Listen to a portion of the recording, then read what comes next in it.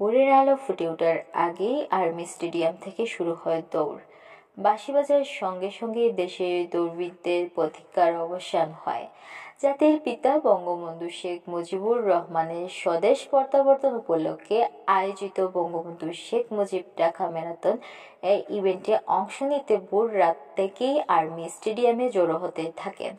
সকালের আলো যখন ফুটে উঠল ততক্ষণে নিশ্চিত হয়ে যায় হাফ ম্যারাথনের বিজয়ীদের নাম। এই বিজয়ীদের তালিকায় আছেন এক সিলেটি দৌড়বিদের নামও। বিজয়ীদের তালিকায় সিলেটের নাসরিন। হাফ ম্যারাথনের বাংলাদেশি ক্যাটাগরিতে ফিমেল প্রথম ও দ্বিতীয় হয়েছেন যথাক্রমে শামসুন নাহার রত্না ও লিবিয়া আক্তার। ফিনিশ লাইনে পৌঁছাতে তারা সময় নিয়েছিলেন 1 ঘন্টা 41 মিনিট 16 সেকেন্ড ও 1 ঘন্টা 48 মিনিট 51 সেকেন্ড। এই ক্যাটাগরিতে তৃতীয় হয়েছেন সিলেটের নাসরিন বেগম। ফিনিশ লাইন স্পর্শ করতে তিনি সময় নেন 1 ঘন্টা 49 মিনিট 8 সেকেন্ড। নাসরিন বেগম সিলেট নগরের সুবিদবাজার এলাকার বাসিন্দা। লেডিফিক জিম নামে একটি জিমনেশিয়ানের স্বত্বাধিকারী তিনি। সিলেট রানার্স কমিউনিটি এই সদস্য স্থানীয়ভাবে চ্যাম্পিয়ন হিসেবে খ্যাত।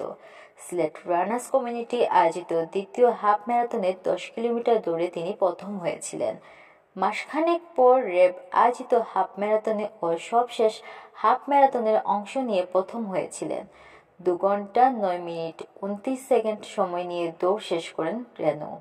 ডেখুবো সময় নেন 2 ঘন্টা 31 মিনিট 39 সেকেন্ড।